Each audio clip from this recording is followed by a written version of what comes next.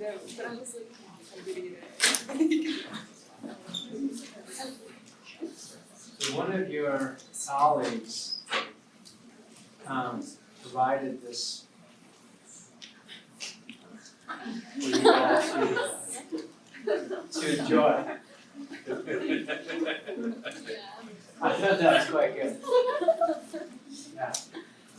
So, pathology is infiltrated everywhere. Pretty good, huh? So now that is fair game for the exam. It's been formally incorporated into lecture. So, okay. What has holes but still holds water? What has holes but still holds water? A sponge. Very well done. What type of clothing do clouds wear? Right here. Or if you're a child, you would say thunderwear. Because that's funny. Alright. I mean, you guys remember when underwear was a funny word to say? I mean, come on. It's still funny. Look at you. You're laughing. Underwear. Alright. What do you call an alligator in a vest? An alligator in a vest. What's that? An investigator. Very good. Alright. So this image is a special treat for us this morning. This afternoon, excuse me. I bet you guys appreciate that. That was a fun surprise to see. You're all creativity, or somebody's creativity. Alright, let's talk briefly about the exams. The exam's on Monday. SI sessions are listed here. We've got a review that's going to be posted later today after lecture. Thanks to Ryan. I think that's a great way to augment your studying. So the key word there is what? Augment. Right? That doesn't mean replace or only study that. Or, oh sweet, I didn't have to do anything until now. Right? I would say maybe use the review as a guide, a tool to say, is there anything on here that I have no idea what it means? That should be a red flag for you. Number one. Number two is maybe use the study tool or guide to guide you. So look at it initially and maybe evaluate what is your weekend going to look like. Okay? So exam 2 is kind of critical. We only have 2 exams remaining, and so this is, a big component of the remaining points. And so those of you that are calculating, and a lot of you did in my office, the game on Monday, meaning the exam on Monday, is kind of an important one to be prepared for. So I would make sure you're allocating enough time on the weekend. I mean, I told one of your colleagues today, I'm just being honest, there's no shortcut study. There's no substitution for time with the material. So I know you guys are ridiculously busy, I get it. But you might have to prioritize a little bit between now and Monday if you're trying to go after a certain score. Okay? There shouldn't be any surprises. It's a very similar format. I will say this piece of good news. The averages on the second exam tend to be a little higher than the averages on the first. I don't curve it down because of that. I'm not going to penalize the class because you guys do better. And then even better news, exam 3 tends to be the highest averages. So they slowly increase over time. It's foundational. I think the class builds on itself. So if you understand some of these key concepts, they plug into other concepts. There's a lot of comprehensive stuff that we talk about that we point back to the first unit. You've probably already seen that. And for the most part, because the way that we organize this class, most of you aren't struggling with, like when I ask a question about last unit as it relates to new material, you're tracking with me. There's not like one person or crickets in the audience. You guys are actually answering the questions I'm proposing that are review style questions. So you're retaining this information. So we're kind of telling a pathology story for the whole semester, and you guys are remembering what chapter 1 and chapter 2, where we kind of introduce the key characters in this novel, you don't forget those things. I mean, some of those key characters are like inflammation, right? We'll have some images on the screen like before. You get the full class period. What's that, an hour and 15? I will shout out kind of how much time you have left. And if you have questions, please raise your hand, and either Ryan or I, and you can say, no, I need Ryan, you're not helpful at all, Dr. Keller. That's fine. So if you want to trade off because I'm not as clear, or vice versa, you won't hurt our feelings. It's fine. Okay, we're here actually on test day to kind of serve you guys, answer your questions. Anything else before we finish up the last little content before we've got to go on? Okay, 1 second. I apologize, but my daughter is calling me. Let me grab this.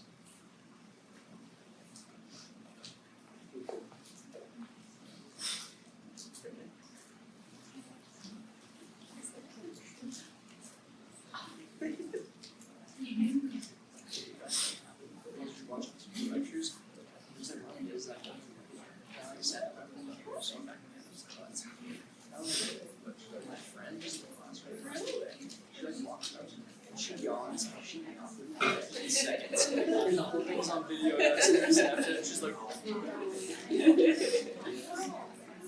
Okay. All right. I apologize. Okay. Yeah, no, everything's fine. It's not even an emergency. But my wife and my kids, those are the ones that I will look at and say, all right, I apologize. So those are one of those emergency situations. Could be. She's the one that had the concussion. State finals are Friday and Saturday. She just got cleared. I bought her this like concussion headband, so we're like, oh, no, I'm dead serious. I like researched it. It's pretty good. I mean, there's good products out there. So, and it doesn't look that bad. I mean, it's only like this big. It's got all these bumpers to keep people away. I should be able to dribble down the field without anybody touching her. It's gonna be amazing. I think it's illegal, but it's pretty safe. All right. So, sorry about the little interruption. We're going to talk about thyroid glands. We're going sequentially in order of kind of some key organs, and the thyroid is up next. Okay, where is the thyroid? Where's that gland sit? Right, basically at the neck. Okay. It sits in the throat neck region. It's a key structure for metabolism. And like we talked about, it actually happens to be an area that commonly has issues associated with adenomas or lesions of the thyroid. So I've got a close friend and 2 family members that have had thyroid issues. One family members, no, 1 family member and 1 close friend had the thyroid completely removed to be careful. And of course now the thyroid doesn't make any hormone. The thyroid gland, when it comes to cancer, tends to be an organ where we can battle cancer quite effectively. And one of the reasons for that is the thyroid utilizes or needs or uptakes, metabolizes iodine. And it's the only tissue in the body that utilizes iodine. So the way that we can specifically target chemotherapy to the thyroid is we can radio-label iodine. So you can radioactively target iodine and put it in the body, and only the thyroid will take it up. And so you kill the thyroid, but you don't destroy any other tissues in the body. But you still destroy the entire thyroid. Okay. So I had a close friend, and this little anecdotal story for those of you that are going to be physicians or PAs or nurses. This is kind of an example of how not to do it. So my good friend was diagnosed with thyroid cancer. It is a long process, super nervous, you have biopsies and all this kind of stuff. Finally, fast forwarding over weeks and months of diagnostic energy, a lot of stress for the family. He's got 3 kids. And they probably say, you know, we're gonna remove the thyroid. And he's like, oh, okay. And he said, you know what? Don't worry about it. If you're gonna get cancer, this is the kind of cancer to get. And he was like, was that supposed to be like a pep talk positive? And he's like, oh yeah, well a lot of other cancers are very, very dangerous and you'll die from it. But your cancer's fine, don't worry about it. He's like, okay, I'm still worried about it. So what the physician was trying to explain is the outcomes in the prognosis for thyroid cancer is really good. Very, very favorable. So that's probably what you should have led with. Okay, versus if you're gonna get cancer, this is the one to get. Like, as the C word is not a word that we like to hear. All of us are sensitized to cancer, right? To the word cancer. So, all right, so let's talk about the thyroid. Not a family member, okay, but very, very common. And hyperthyroidism or thyroid toxicosis is what this young individual is wrestling with. So this is July 7th of 2008. This particular individual has severe thyroid toxicosis. So now what ends up happening is they're hyperthyroid. The thyroid is overactive, so there's a lesion on the thyroid that makes the thyroid enlarge and actually produces functional hormone, thyroid hormone. And the thyroid hormone that's being produced, whether it's T3 or T4, could be either, has an influence over metabolism. So metabolism goes up. So now this individual is got elevated metabolic processes and can't keep weight on. It burns so many calories all the time, even while he's sleeping. And in this particular situation, with what we would call hyperthyroidism, this patient had a nodule, but another option is they could have had Graves' disease. Do you guys remember what Graves' disease? So there's two potential causes for hyperthyroidism that we're talking about here. This person had a nodule, like an adenoma, and so the lesion is active. The other option is Graves' disease. Graves' disease was a type 2 hypersensitivity.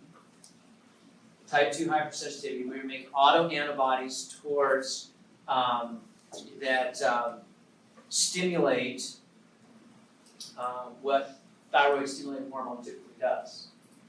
And so now it turns on, it acts like thyroid stimulating hormone and turns on T3, T4 production. Or a third option is the patient could have what's called a goiter, where there's a nodule that's there. It's not an adenoma, but there's a swelling of a particular portion of the thyroid gland, and it becomes overactive. Okay, so three possibilities for hypothyroidism. This patient had a little adenoma that was causing overactivity of the thyroid. And so that's the primary ways. Now, secondarily, you can have sort of a side effect where you've got hyperthyroidism, where you could have oversecretion of TSH coming from the pituitary gland. So the tumor could be in the anterior pituitary, making too much TSH, and now the thyroid down low is overactive. And that would be what we call a secondary hyperthyroidism. So we got 4 ways that you could result in this situation with this patient. A functional adenoma, okay, a patient that has Graves' disease, a type 2 hypersensitivity, which we talked about in the last unit, a patient who has a goiter, where we've got an enlarged nodule on the thyroid gland, and it's overactive. It's not cancer or a lesion that is cancerous, it's just an overactive tissue collection of the thyroid. Those are all primary. Or case number 4, which is secondary, could be the pituitary. Okay, so in this patient that's got this overactive nodule, they prescribed a thyrostatic drug. The thyrostatic drug is known as carbimazole, C-A-R-B-I-M-A-Z-O-L-E, carbimazole. And in this particular patient, in about 6 months, or less than 5 months, almost 6. So international date stamp there. So it's the bottom image is the 29th of December of 2008. So they go day, month, year, which actually makes more sense than my day. That's okay. So you can see the amount of weight gain in this individual. The little neck charm that he's wearing is nice because it gives you a relative frame of reference of size. It's like a scale bar. So now this patient is sort of homeostatic thyroid activity and is gaining weight the way that he's supposed to do so. So, hyperthyroidism. So as a subset of hyperthyroidism, let's talk about Graves' disease. Graves' disease. You've got autoantibodies to thyroid stimulating hormone receptor. So it mimics what thyroid stimulating hormone does that comes from the anterior pituitary. And again, type 2 hypersensitivity. These patients, in addition to having hyperthyroidism, they usually have enlargement, hypertrophy, and hyperplasia, or an increase in cell number of the thyroid gland. The thyroid itself gets a little bit bigger. Under palpation, in a Graves' disease patient, that thyroid would be palpable, it would be enlarged, so they'd be able to determine that. They would have this rare dermopathy, which is shown in this image, and so it's only about 4 to 5% of these patients have this type of condition, of this pretibial dermology or derm pathology that's taking place, where they get kind of a rash on the tibial crest. But they lose a tremendous amount of weight, just like what you saw in that previous patient, which had the nodule. This patient has the Graves' disease, primary hyperthyroidism. But most interestingly in these patients, the clinical manifestation that we see is this eye disease. This eye disease that's called an exophthalmos, and it's this bulging eye condition in hyperthyroid patients that's shown in this particular picture. Usually these are patients that have been wrestling with hyperthyroidism unmanaged for a long period of time. And so this picture, or this diagram on the left, is to remind us, this is the same image that I showed you in our hypersensitivity lecture, where we've got antibodies that are anti-TSH receptor. So they bind to the TSH receptor. Remember, TSH is going to come down from the anterior pituitary and bind in the thyroid and activate the thyroid epithelial cell to manufacture T3 or T4. And here you've got antibodies that bind to the receptor and they turn the receptor on. Okay? So that's what's happening with this particular type 2 hypersensitivity that leads to hyperthyroidism. Well, we could have a situation where the thyroid is underactive.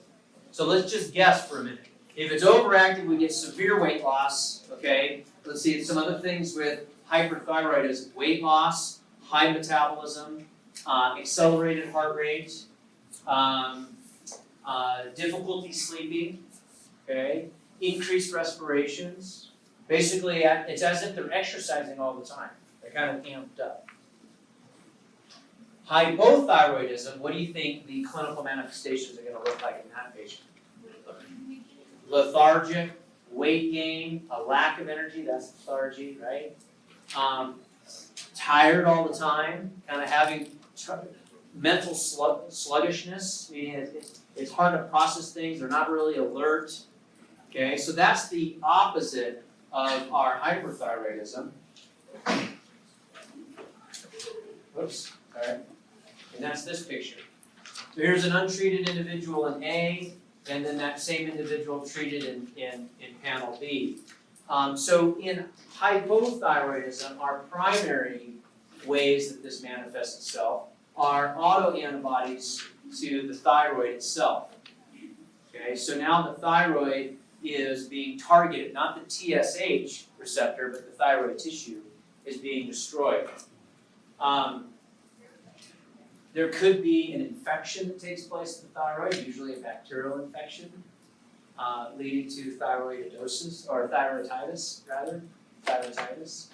An endemic goiter, that's different than what we have where the tissue is overactive. Now the tissue is underactive. And you see this endemic goiter situation happen where there's an underactive thyroid, typically in third world countries where you don't have enough iodine in the diet. Okay? So if you're dietary malnutrition and you're not getting enough iodine, so where do you get iodine from? You get it a lot from seafood, tuna, cod. You'll get it from seaweed, eggs, milk. All of those products will have iodine in it. So those tend to be desirable foods. And so in poor environments, it's harder to get access to some of these nicer nutritional food supplies. And so iodine might be compromised in those particular patients. And so in our country, just one story, we've had a series of challenges in our country. You guys lived through the Great Recession, which was, minuscule in comparison to the Great Depression. Not that I lived through the Great Depression, but my grandfather did. And I remember talking with him an awful lot about what his life was like during the Great Depression. And then, of course, we lived through the Great Recession, and there are very different stories. Well, it's kind of an outcome of that. There was a lot of poverty in the U.S. And we started seeing some issues associated with endemic goiters here in the U.S., okay, earlier in the 1900s. And so the nation's food supply made a decision to add in iodine as a supplement so that there wouldn't be an American citizen that was without iodine. So what target did they focus on? Salt, right. Pretty smart, right? It wasn't like hot sauce or pepper. Everybody hates that. People love salt. So if you go to the grocery store and you see iodized salt, or you see salt that's just plain salt that says not a dietary source of iodine, that's where this is coming from.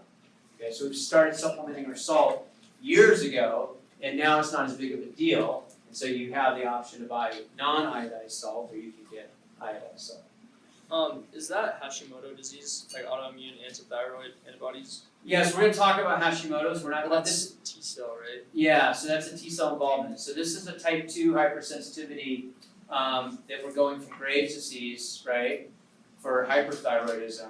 And then now we're talking about hypothyroidism, where we'll talk about Hashimoto's here next, but we're not quite there. It's like one slide.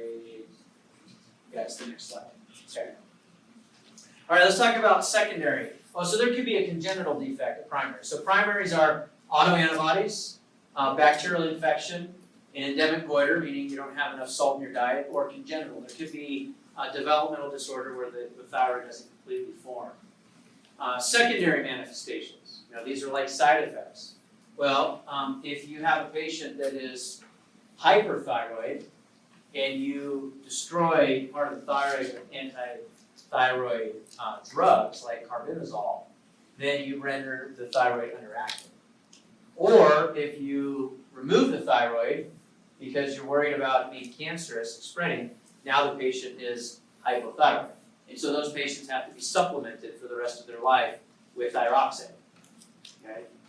It's a pretty inexpensive medication because it's generically available now. So usually, it's like $5 to $8 for a month's supply or something like that. It's not a big deal. But they have to take a dose of thyroxine every single day. Okay, secondary. All right, so let's talk about Hashimoto's disease. Apparently you can't wait. This is a type 4 hypersensitivity. This was actually the most common cause of hypothyroidism. And hypothyroidism tends to be the more common of the two scenarios, whether it's hyper or hypo. Usually it's hypo versus hyper. If it's hypo, oftentimes it's because of this. In Hashimoto's disease, this is Hashimoto Akura, who passed away in 1934, Japanese physician. And this is a type of thyroid disease that was characterized by him at Kashura University, which is where the medical school was. And he published his findings in 1912. Okay, so we're like 107 years later from when Hashimoto Kura described it. But this is a type 4 hypersensitivity, and you know that because of why? T-cell involved. We've got our T cells that are involved here. And so you can see from this diagram, we've got the thyroid epithelium at the top. We've got T cell sensitization to some type of thyroid antigen. So you're self-reactive to your own antigens. And you've got CD4 positive helper T cells that are triggered. Those on the left side of the slide will activate macrophages and stimulate an inflammatory mediated activity. But wait, there's more, right? So your helper T cells go down this middle pathway, and they activate these cytotoxic T lymphocytes, CD8 positive cells. They go through cytolysis and actually target and kill the thyroid epithelium. You also have the ability for autoantibodies to be made.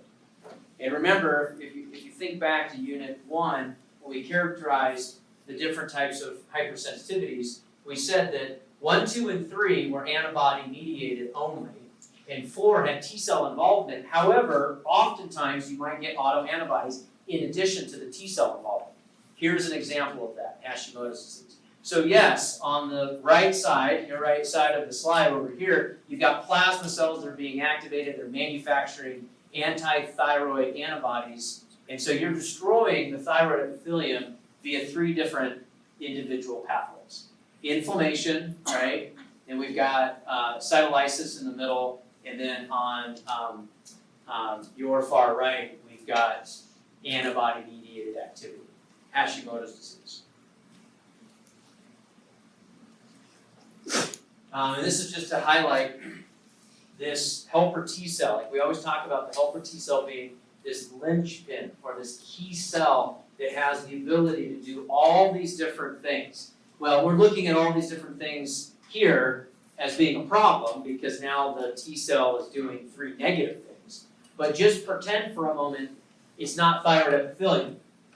Pretend for a moment it's a foreign invader, right? It's not supposed to be your own tissue that you're harboring an immune response against. But if you had a foreign invader and you took your helper T cells and you said, let's make sure we attack this thing, look at all the different branches that the T cell, the helper T cell, is able to accomplish. Does that make sense? So Hashimoto's disease, I think, almost best exemplifies how the immune system is supposed to work in a situation where it's attacking your own tissue, which is not supposed to happen. But if you substituted out thyroid epithelium for something that was foreign that you didn't want, a bacterium or a virus, this is a very effective 3-pronged approach to try to defend us. Does that make sense? So I like to use this slide to remind you of this concept of this linchpin cell, or this key cell that has such important activities. So we do have some situations that are juvenile. We've got hypothyroidism that happens in juvenile patients that are congenital, where it doesn't form correctly or it's not fully mature. And another term for this is cretinism. So congenital hypothyroidism in these patients is also known as cretinism. And you can see this list of clinical problems, which should make sense to you. We have patients that become very cold. They're cold intolerant, meaning that they're not really manufacturing a lot of their own body heat, okay, because metabolism is low. And they're listless, or they're not full of activity. They gain a lot of weight. They have a lot of tissue edema because the blood pressure is not appropriate. So they're not bringing a lot of fluid back into the venous side of the circulation. Unfortunately, they usually wrestle with constipation. It's because metabolism is so slow, and so bowel activity or intestinal motility is compromised. It's actually very reduced. And then they get a lot of pericardial effusions, which can be problematic if it's left untreated. Because they have a lot of fluid that kind of is leaking out into the tissues, that happens around the heart as well. And if there's a lot of water on the heart, we can get into a situation we know as cardiac tamponade, where that water puts pressure on the heart, and the heart has to beat against a higher pressure, and that can lead to premature heart failure. So you can see this patient example in this young girl. This is a 10-year-old, okay, 10-year-old untreated, kind of in the middle, or the left picture. And pre-treatment, she's got poor growth. She is relatively obese for her age group, immature body proportions. She hadn't lost a single deciduous tooth at the age of 10. So she is behind developmentally. That makes sense?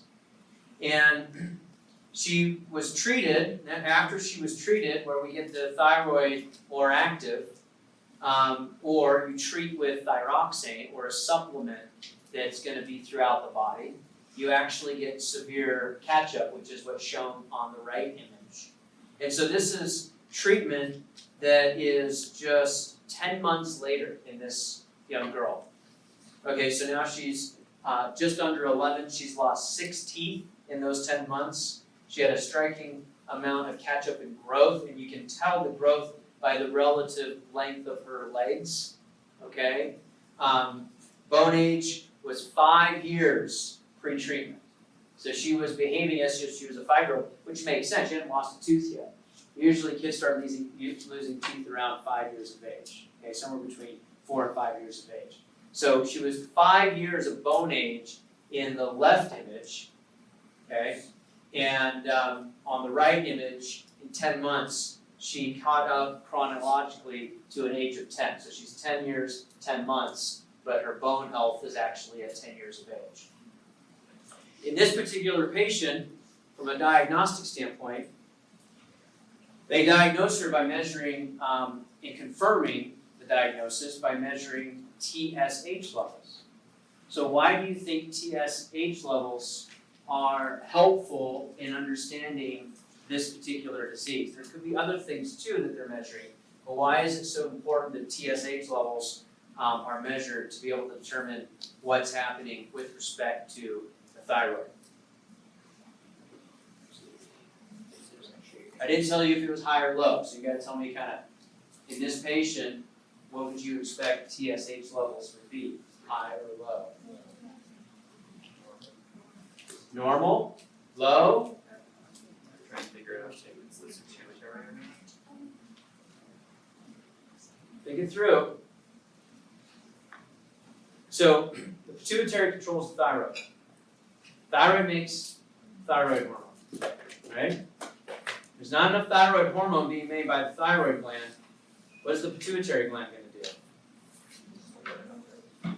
Make more thyroid stimulating hormone to say, hey, thyroid, wake up. So the anterior pituitary, you would measure TSH levels and they should be abnormally elevated. And then you're going to simultaneously measure thyroid hormone and it should be abnormally low.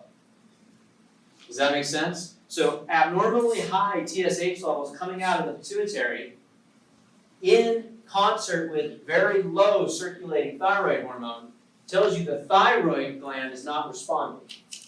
You with me? Anterior pituitary is sending the signal, it's not getting a response. It's like, sends the text message, no reply. So sends another text message, no reply. Right? Then it's like emoji, okay? Then finally, can't imagine. It dials the phone number. Hello? How come you're not texting me back? Right? So the thyroid is not responsive.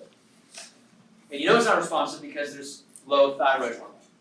So do you see how you really have to understand these axes of what's going on?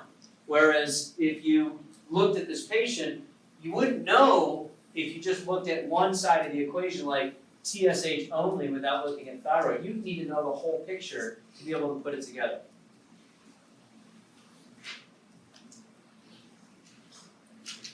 Questions over the thyroid? All right, our last little section is on pancreas. Okay, endocrine. There's a lot of other organs. We're not going to have enough time, and I'm not going to carve out more time and send more information with you to study through the weekend. So we're just going to end it with pancreas. We'll get through the pancreas, and that's where we'll hit the pause button. There are other tissues, obviously, that are described in your chapters. But again, the whole concept of this class, I think at this point, getting up for exam 2, you guys hopefully can have an appreciation for strategy. I expose you to a broad amount of material in the readings, right? You get open book, open note, pre-quizzes and post-quizzes, where you have at your fingertips all sorts of information that you can go find. And then we try to pare this down to a couple of key examples that drive home the concepts that we're learning about, bless you. And the idea is, in the future, if there's another endocrine organ that you come across that you want to look at, okay, like the adrenal medulla, okay, or you want to look at reproductive organs, you could have situations where things are upregulated or they're downregulated. It's kind of the same principles that will apply to the next endocrine organ. You guys with me? Okay. That's my explanation as to why we're only going to look at pancreas moving forward, and that's it. But there's a lot of material here. So let's look at the pancreas, and let's talk about diabetes mellitus. So diabetes mellitus, uniquely different than diabetes insipidus. What was diabetes insipidus? We talked about it in the last lecture, right? Remember how I told you, I want you to have the ability to remember, oh yeah, we talked about that one back there. That was a problem with what structure? Posterior pituitary, very good. And it manufactures what? ADH, antidiuretic hormone, also known as vasopressin or vasopressin, very good, okay? And what does it do? What does ADH do? It takes water. It helps to encourage the conservation of water at the level of the kidneys, right? So if you have diabetes insipidus, it translates as siphoning without taste. You're losing a lot of water. Do you remember that? And you're losing a lot of water, so you get hypernatremia, you get high sodium levels in the blood. This disease has nothing to do with the brain, okay? We're at the pancreas, diabetes mellitus. Very similar sounding words, but they mean very different things. They're two completely different organs. Diabetes mellitus is siphoning sweet like honey. Mellitus is sweet like honey. It could be used as a term of endearment, right? Mellitus. You can name your daughter Mellitus if you'd like. I've already named all 4 of mine, so my wife didn't like Mellitus. I thought it was kind of a cool Latin name, but she didn't go for it. So, I mean, come on, you call your loved ones honey or sweetie, right? You can call them Mellitus. No? Bad idea? No, that's a curse, huh? Okay. So diabetes mellitus, but now you won't forget the term, right? You're like mellitus, that's what Kelly wanted to name his daughter. You know, God bless him. Okay. So diabetes mellitus, in this situation, there's a couple different types of diabetes mellitus. But if we have the inability to produce insulin, then we say that's type 1. An inability to produce insulin, or functional insulin. And type 1 used to be called childhood diabetes, but that's a non-favorable term anymore. In older literature, you'll probably see it, okay? The reason we don't call it childhood diabetes anymore is because we are diagnosing type 1 diabetics in their 20s and even 30s. Okay, they're definitely not children anymore, okay? If it's type 2, then you've got an inability to respond to the insulin. You might make insulin, but you're not responding anymore. You become like hypersensitive or hyposensitive, undersensitized to the insulin that you make. Or the insulin that you make might actually have mutated over time. You still make it, but it's not biologically functional. So, type 2 diabetes, where you're not responsive to the insulin, typically does have following it some sort of beta islet cell dysfunction. So insulin, if you recall, insulin is manufactured by the beta cells, the beta islet cells of the pancreas, right? Because the pancreas has an endocrine function, which is what we're talking about. It also has an exocrine function for digestive enzymes. So it has dual purpose. The pancreas is a very important organ. And then our third category, so we have type 1, type 2. Type 2 used to be called adult diabetes, okay?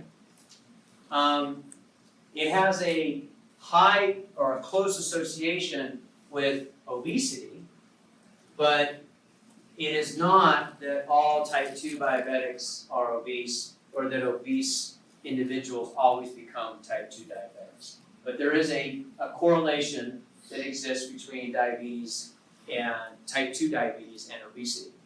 But we don't really refer to it as obesity diabetics or adult-induced diabetes. We just refer to it as type 2. Okay? Then the third one is gestational. In women during pregnancy have about a 3 to 10% chance, about a 3 to 10% chance of pregnant women developing gestational diabetes. Why is that? What's going on? Well, oftentimes with gestational diabetes, what's happening is the infant or the embryo is kind of, utilizing more and more of the energy. And so the pregnancy in the females, the woman becomes a little undersensitized to her own insulin. So the sugar that's in the bloodstream, insulin takes the sugar out of the bloodstream and puts it into the cell. So in certain women that develop gestational diabetes, that sugar never leaves her blood and goes into the cell. That sugar stays in the bloodstream and goes over to the embryo, and then the embryo has access to it.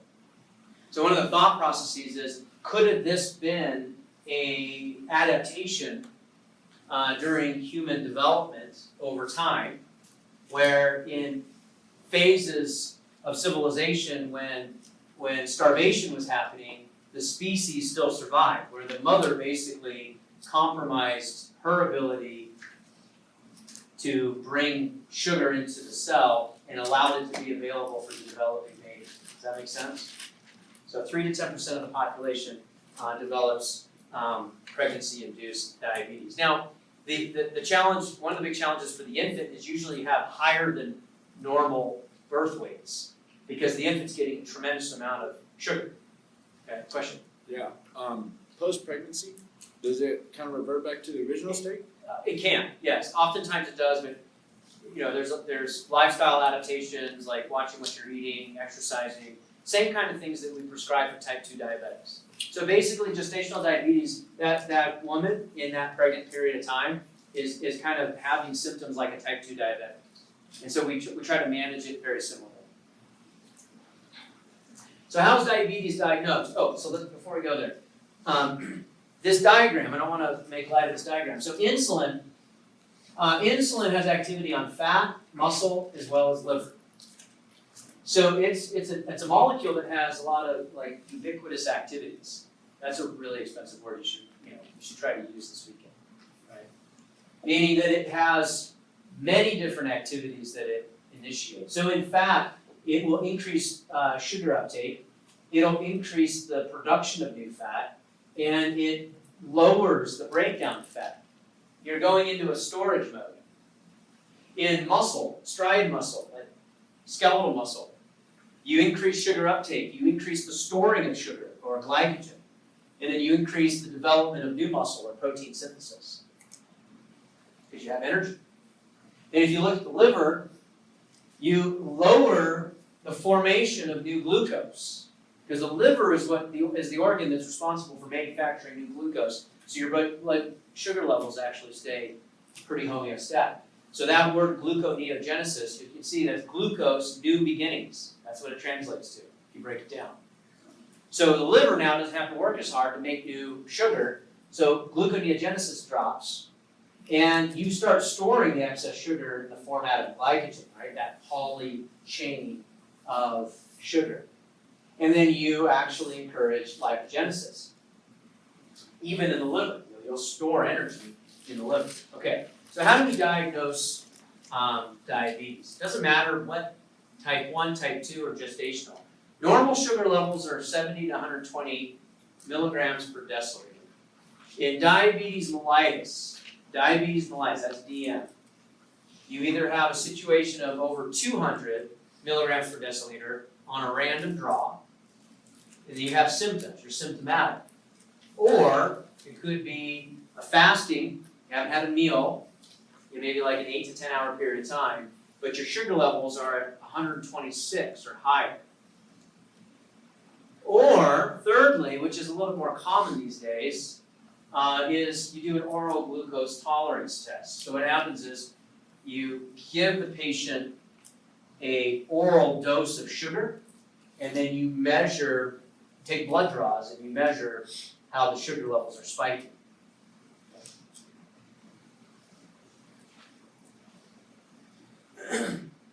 If we look at what happens in our day, and this is not a nutrition class, but I want to walk through a couple of things that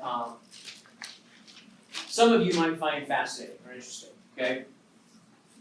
So we get, in our day, we have 3 major spikes of sugar.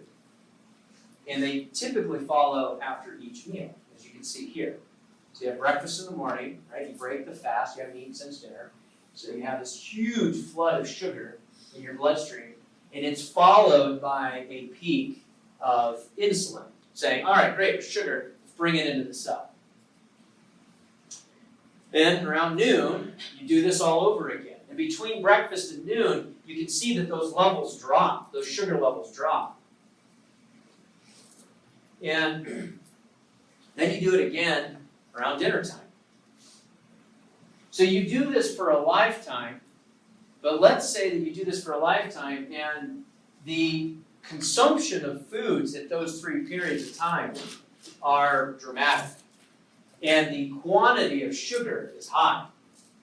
Well, so the spikes get bigger, so the peaks and the valleys kind of do this for 40, 50, 60, 70 years, okay? And past 40, on average, will retain maybe 5 pounds a year, on average. So at the age of 50, you could have an individual that's 50 pounds overweight, eating habits are 3 huge meals a day, high sugar, and you're asking this insulin to do the same thing for 50 years. You see kind of a formula that, wow, this is kind of, could be a problem. So, what a lot of like diets have started to do is say, okay, let's eat smaller meals. Let's regulate the amount of sugar that's in our starches or carbs that are in our diet, and let's spread out the meals. Instead of 3 meals a day, let's actually consume calories 5 times a day, but make the meals a little smaller. Okay? So that's where you're getting a lot of these kinds of different types of diet strategies, is try to prevent a lot of this fluctuation. Because one of the big theories in medicine that we have with problems associated with type 2 diabetes, which is an epidemic in our country, is our habits, like our lifestyle habits. And of course, I'm talking about patients that aren't eating real healthy, and they're not exercising whatsoever, okay? And then you put this sort of strategy for 50, 60 years on top of that, it's kind of a recipe for disaster. Okay, so let's look at type 1 diabetes pathogenesis, and then we'll look at type 2, and we'll talk about some of the manifestations. So type 1 diabetes is an autoimmune disorder. You've got hypersensitivity reaction. It's a type what? The answer's on the screen. If you don't remember. We talked about this back in hypersensitivity. Is it type 4? Why is it type 4? Because you've got CD4 and CD8 positive T cell involvement. We also have B cells that are involved. In this situation, you've got 80 to 90% of the beta islet cells that are destroyed, and the patient is in a hyperglycemic situation. So in this diagram, under a healthy condition, the pancreas produces insulin, these little green spheres. It binds up the glucose, and then it moves the glucose into the cells. In a diabetic situation, you've got the immune system destroying the beta cells, the beta islet cells in the pancreas, and you get a lack of insulin production. So the sugar stays in the bloodstream and it doesn't actually move into the cells. Pretty straightforward, right? So symptoms from these patients. These patients have symptoms, you remember the 3 Ps. So we've got polydipsia, excessive thirst. We've got polyphagia, excessive eating. And then we've got polyuria, large amounts of urine production. So why? Why do each of these occur? Well, the polydipsia, the excessive thirst, the high sugar inside of the blood causes an increase in osmolarity of the blood. And the hypothalamus detects that and says, I'm thirsty because my osmolarity in my blood is high. That's polydipsia. Polyphagia, excessive eating, you have the hunger centers that actually are triggered in the hypothalamus because you've got plenty of energy or sugar, but it's not making it into the cell. It's sitting in the bloodstream. So you're still hungry because that sugar has never made it into the cell. So you have polyphagia. Now, why in a type 2 situation do we have a lot of weight gain? Well, there you go. They think they're still hungry because the insulin's not bringing the sugar into the cell, and so they continue to eat. And then polyuria, in this situation with diabetes mellitus type 1, large production of urine happens because you get saturation of proteins in the kidney. And so now you've got a lot of sugar that's making it into the urine. And when the sugar crosses into the urine and you excrete it, water tends to follow solutes, and so you lose a lot of water with the urine. And then that's in the old days, before they were doing blood draws and looking at sugar levels, they were actually measuring or evaluating how sweet the urine would be, and that's where it got its name. Right? So this is siphoning off sweet like honey. Patients that are unmanaged diabetics have urine that has a sweet smell to it, and that's how it was being diagnosed. That's why the Latin is basically a sweet-smelling urine, or siphoned off of sweet urine. These patients lose a lot of weight. They're ketoacidotic, so they're looking for other forms of energy because they don't have glucose in their cell. And so they usually resort to protein breakdown. And so ketones are formed from the breakdown of fatty acids after you've deaminated an amino acid. And of course, kind of no-brainer, we gotta say it, they're hyperglycemic, meaning they have too much sugar in the blood floating around. And that is problematic, and we'll explain why here after we talk about type 2 diabetes. So in type 2 diabetes, it's different, much different, and it's actually a little bit more complicated, and it's far more prevalent. So in type 2 diabetes, we've got the normal pancreas that you saw before, making the little green globs of insulin, binds up the blue balls, which are the glucose, and it transports it inside of the cell. Now the cell has the sugar inside to be able to do metabolic processes. In a type 2 diabetic, there is less insulin that's being produced, or it could be that in that particular patient, they are less responsive to the insulin. So either way, if it's less insulin that's being made, or you have a situation where they're less responsive to the insulin, you've got less sugar that's going into the cell. It's the same end result, whether they're making slightly less insulin or they become unresponsive to the insulin that they manufacture. So they become what we call insulin resistant in type 2 diabetes. Now, there are a number of different genetic defects that the field is trying to uncover, looking at like the insulin receptor and or the insulin signaling pathway. So maybe it's not just insulin, maybe it has to do with the insulin receptor on the cells where it's supposed to bind. Or maybe it doesn't bind as well and trigger internal cellular signaling, so that would be the signaling pathway. These are still questions that remain yet to be determined. Symptoms with type 2 diabetes. often, as I mentioned before, they're overweight, even obese. These patients wrestle with dyslipidemia. That's an abnormal amount of lipid in the bloodstream. They're hyperinsulinemic, meaning a lot of times they have too much insulin being produced because the patient's cells are less responsive to it. So it's kind of like the TSH situation with the thyroid. If you're not responding, you make more of the insulin to try to get the same response.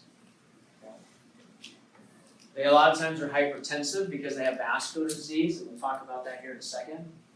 They have a tremendous amount of fatigue because same problem as we have with type 1 diabetics. You got plenty of energy, but it's not in the right spot. All of the energy is in the blood, and it's not being absorbed into the cell. And they're at risk of recurrent infections. And you see a diabetic foot ulcer on this bottom panel, and I'll unpack that here a little bit more. I mean, a lot of what I've been spending much of my career on is treating these kinds of wounds. Or I should say developing technologies to treat those kinds of wounds. Like I like coming with the ideas. I don't want to touch those, but I'll come up with the ideas so that you who touch them can go fix them. Okay, how's that sound? And then they deal with what's called parathesis. Parathesis is a term that's like pre-paralysis. So parathesis is that pinprick feeling, like when your foot goes to sleep, that numb and tingling feeling, which is really annoying. So patients that have these kinds of ulcers on the bottom of the feet, they've had parathesis probably for years. That's never subsided. You know, like you cross your legs, you sit kind of an awkward way, and they're like, oh, my foot's asleep. You're kind of like doing all the, we've had other things to do. I'll go this way. And then, oh, that's so much better. Imagine that nonstop. Hard to fall asleep, super annoying. That's parathesis, that pinprick feeling. Why do they have that pinprick feeling? It's because the nerves are dying. That's the first signal that a nerve is dying. It's getting your attention when your leg falls asleep, like move your leg, you're cutting off blood flow to the nerve, and now it's starting to give you feedback that it's starving for oxygen. So that's what that signal is the early phases of nerve damage. So parathesis continues where they have nerve trauma and they don't feel the distal part of their limbs anymore, and then they kick a bed foot or the side of the dresser, split their toe, they step on a carpet tack, their foot's bleeding, they didn't even know it, and they don't have the best hygiene maybe because they can't reach their feet. They're obese and they can't quite reach their feet, so they're not cleaning very well, and it gets infected, and it's this vicious cycle. Okay, so we'll talk about that here in a second. So that's type 1 and type 2 diabetes mellitus. Type 1 and type 2 diabetes mellitus. Gestational diabetes usually doesn't last very long beyond pregnancy, and so these patients, while they're very much similar to type 2 diabetics, they don't end up progressing clinically as long as they're making adjustments post-pregnancy or postpartum. Okay, this is where we switch to merging the two. Okay, so the next few slides, as we finish out today's lecture, are about diabetes mellitus in general, 1 or 2, unmanaged. So what's going on with these patients? Why is having high sugar in the blood a problem? I'm surprised nobody asked that question yet. Like, other than not getting energy, like who flipping cares if you're peeing out a bunch of sugar? Why is it a problem? You guys with me? So I'm going to tell you why it's a problem. Well, we've got what we call advanced glycosylated end products. So these glycosylated end products means that these are sugar-covered proteins. You got a lot of sugar in the blood, it's going to bind to things like collagen and it's going to cross-link it. And then you're going to get sticky collagen that fats will adhere to, and now you get fat accumulation in the blood vessel. And that creates a lesion. That's where your vascular disease happens. Okay? You could have plasma proteins. You could have complement, for example. And you get glycosylated because it's sugar-coated now. And then it loses its activity. We could have situations like protein kinase C activation. So protein kinase C activation takes place in diabetics, where you've got pro-angiogenic molecules like VEGF that we've learned about, but it shows up in places that it's not supposed to show up, like in the retina. And now you get this diabetic retinopathy where you get an immense amount of vascularization happening in the back of the eye, and the patient can go blind. And that's where we get diabetic blindness from. These are unmanaged patients that are like, to heck with it. I'm gonna eat what I want, I'm not gonna exercise, I don't like exercising. You know, they can't tell me what to do. Okay, unfortunately, let's keep going, right? So let's talk a little bit about chemistry. Well, this is the polyol system. So the polyol system that's important for you to recognize is we've got glucose goes through a reduction reaction to an intermediate known as sorbitol. And then sorbitol is converted to fructose from sorbitol dehydrogenase. And fructose itself has the problem of increasing osmolarity in the bloodstream. And now all of a sudden you get all this extra water accumulation because of the lasting fructose that's circulating around. And that increase in osmolarity causes retention of water that can cause cellular trauma or cellular damage. And if you cause cellular damage in the blood vessels, now you create lesions on the endothelial cell where you've got vascular damage. So diabetes mellitus, unmanaged. These slides are all unmanaged diabetes mellitus patients. We've got vascular disease, we've got diabetic neuropathy, and we've got diabetic nephropathy.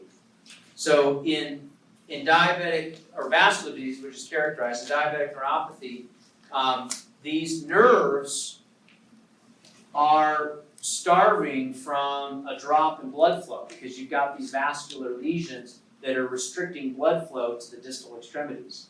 And that's why the feet and the toes are at high risk. And the other problem associated with high sugar levels is nerves don't like high sugar environments. It's almost a poison to them.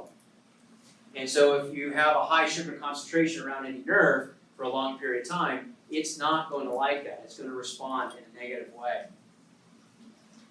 The diabetic nephropathy, not neuropathy, that's nerves. Nephropathy is referring to the kidney. Well, the kidney is well vascularized by a network of capillaries. So it's a vascular disease of the capillaries of the kidney. And now the kidney function is compromised. Right? Because these blood vessels are everywhere. So what does this look like? Well, this is a image of endothelial cells, and this is in the renal cortex. And we've got a thickening of the basement membrane in this particular patient population. This thickening of the basement membrane is characterized by the over-exaggerated pink stain, which is the basement membrane. Okay, these are in the renal tubules. And so what you're looking at here is, here's a basement membrane that's quote-unquote normal. See how thin that is? Here's one that is pretty normal. Here's one that's pretty normal. Look how thick, here's a normal one. Look how thick these guys are. So if you have basement membrane that thickens, what happens to diffusion? Is it improved? No, it's compromised. Right? So this microvascular disease, this is at the kidney level, but the microvascular disease, because of these advanced glycosylated end products, the sugar coating that happens, it's preventing blood vessels everywhere from their normal functionality. We see blood vessels showing up in the retina where it's not supposed to be, leading to blindness. We've got compromised perfusion of the kidney, so it leads to renal failure. You've got compromised blood flow to neurons or nerves, that are peripheral nerves in the distal extremities. So now you have these neuropathies, or this parathesis terminology that we've been talking about. That's at the microvascular level. Then you've got macrovascular effects, larger blood vessels. Well, those glycosylated end products happen everywhere, so the larger vessels, you can start developing coronary artery disease. It's not a huge vessel, but it's larger than capillaries. And you get a lot of accumulation of high levels of low-density lipoprotein. Low-density lipoprotein. And what does that do? Let's talk about LDL and HDL briefly. We'll talk more about these two in the cardiovascular section. The HDL is considered the good cholesterol. You guys remember this one? And this one's the bad. Why is that? Why is LDL elevated a bad thing? It brings fats to the tissues that are not in the liver, and the HDL brings fats to the liver from the tissue. That's exactly correct. So if you're a developing child, and you have a lot of tissues that are growing and developing, having LDL levels that are higher or elevated, let's use the word elevated because it's confusing if you use high LDL for LDL than you use high for high LDL. So elevated LDL, meaning you take fat from the liver and put it in the bloodstream so that it's available to make new cellular membranes. Not a problem. HDL does the opposite, is it takes fat out of the blood and it stores it in the liver. So now your lipidemia levels in the bloodstream are low. So that's why you want lower HDL levels, and you can have higher amounts of the good cholesterol. If you have macrovascular disease, you're at risk of stroke and infarction of the heart, all because of this sugar that's floating around in the body, which is a big problem. So we talked about neuropathy, nerve damage. We talked about the polyol pathway, sugar in the form of glucose being converted to fructose, increasing osmolarity. Now we've got the peripheral nervous system in the lower extremities at highest risk. Doesn't matter if this is type 1 or type 2 diabetes, if they're both unmanaged, they have the same kind of clinical sequelae. And poor perfusion to the distal extremities leads to these foot ulcers, and in extreme circumstances, that foot ulcer can become infected. And if it becomes infected, it's hard to control. It's a chronic diabetic foot ulcer, then it won't close. And that infection usually spreads. Well, where does it spread? Well, it's going to spread first to the toes, and then the solution might be, well, let's amputate. We'll amputate, cut off the infection. Well, a lot of times it doesn't stop there. It moves more proximal, and so they'll have to amputate at the ankle. Then they might have to amputate below the knee. And in the worst case scenario, they got to go above the knee. And that is the most debilitating amputation that can happen in the lower extremity. And the reason is you've lost two major joints. The ankle and the knee are major joints for prosthetics. So when you're above the knee, it's very complicated to fit a functional prosthetic because that joint is so critical for your mobility. And so all the patient care with these diabetic foot ulcers is trying to eliminate amputations and trying to prevent significant amputations moving more proximally. So what's going on? Well, this high glucose content. So glucose actually impedes oxygen release from red blood cell. So here's another point against us, right? You have high sugar in the blood. Now, any sort of oxygen transport in and off of the hemoglobin molecule is impeded or not blocked, but it doesn't happen as smoothly because of the sugar content. We've got a compromised vasculature like we've talked about, and we've got that high sugar content where we've got that polyol pathway increasing osmolarity because of the resident fructose that's in the area. Okay, so now that you've scared the crap out of us, Keller, how do we treat these patients? All right? So you guys have seen in like the wound healing lecture, all the different things that we've been doing strategically over the years to treat these kinds of wounds. So we have some really great tools to treat these wounds, but there's things that we can do to prevent them from happening. Okay, and this is where a lot of the education happens. But let me start this. For type 1 diabetics, a lot of times insulin injection is very successful with managing type 1 diabetes. They have to monitor their diabetes, their sugar levels, and they have to decide when they deliver their own insulin. And now we have synthetic insulin. Okay, you don't just have to do horse insulin, you can inject a recombinant synthetic. But why is it not a pill? Why can't we just take a pill? What's that? It breaks down too quickly. The insulin's kind of a weak protein, so it's not very resilient. This is a pretty harsh environment. Okay, so that's why it's not yet a pill. That could happen in your lifetime. Could we develop better coatings for a pill? Maybe. So that would be a cool area of research that I would love to see some of you, email me or whatever, holograph me or whatever we do in the future. Send me some sort of telepathy message. That would be fun. That you're onto this new pill for diabetes. Okay, there's a tremendous number of oral or injectables for type 2. Diet modification. A lot of times we'll push patients to watch the amount of carbohydrates they consume. Okay, and portion control, calorie control. And then last but not least, it's like all the doctors always saying exercise, right? So you exercise science majors, you're gonna like this one. Okay, how many of you are exercise science majors? Okay, all right. So for the two of you that are in the room, here you go.